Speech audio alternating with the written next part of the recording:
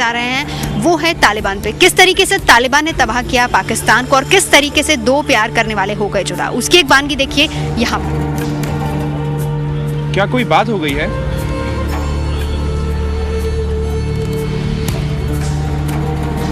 तुम रो रही हो? देखो ये ना सोचो कि मुझे ऐसे ही रहने दीजिए, मेरी ओर ध्यान मत दीजिए।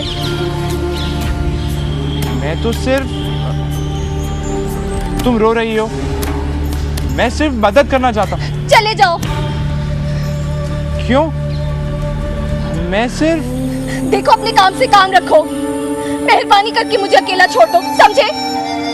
अच्छा ठीक है, अगर तुम मेरी मदद नहीं चाहती तो जो मन में आए करो, मेरे पास भी फालतू समय नहीं है। सुनो,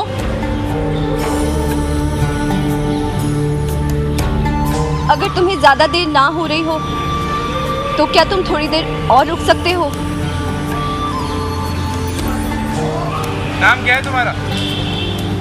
गौरी, पर घर पर सब प्यार से चंदा कहते हैं। तुम हिंदू हो? हाँ, क्यों? इसमें अजीब बात क्या है? लगता है इस बार तुम हो जो डर गए हो। क्यों, डर लगता है? डर काहे का? मैं भला क्यों डरने लगा? क्यों? क्या उन्होंने तुम्हें घर में कुछ नहीं बताया?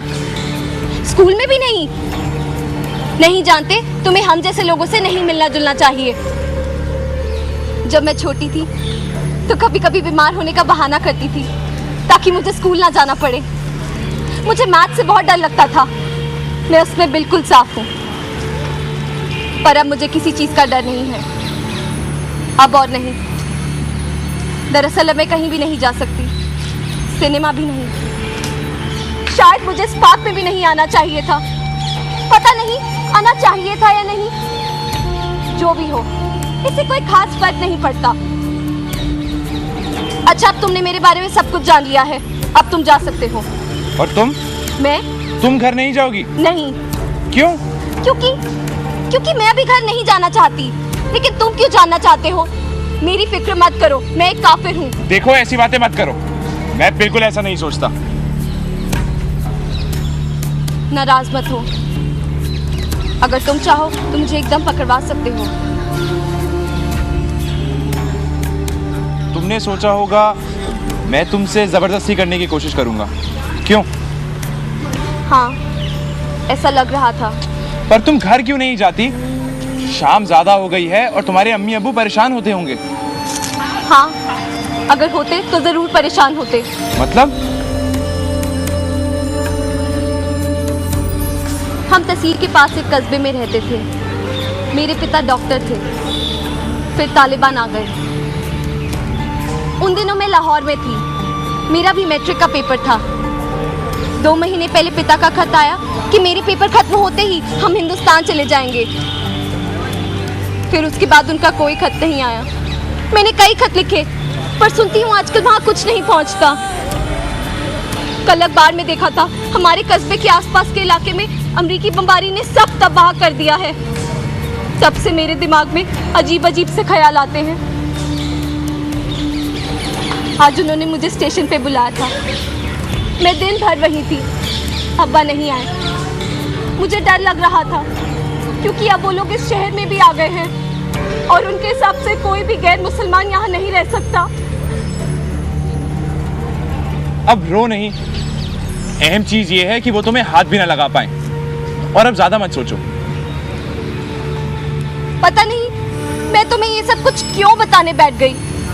ये मेरी अपनी बात है, तुम्हें इससे क्या लेना देना। मैं तुम्हारी शक्ल सूरत भी नहीं पहचानती, तुम कौन हो ये भी नहीं मालूम। क्या जाने मेरा। तुम ऐसा करो, मेरे संग चली आओ। डरो नहीं, कुछ भी नहीं होगा। नहीं, मैं तुम्हारे साथ कैसे आ सकती हूँ? मेरी वजह से तुम मुसीबत में फंस जाओगे। देखो अभी यहाँ के हालात ठीक नहीं है, तुम कहाँ जाओगी? कुछ दिन मैं तुम्हें अपने घर में छुपा दूंगा और फिर कुछ दिनों की तो बात है, फिर हमारी आर्मी उन्हें हरा देगी और तब मैं तुम्हें तुम्हारे अम्मी अब्बू के पास छोड़ दूंगा।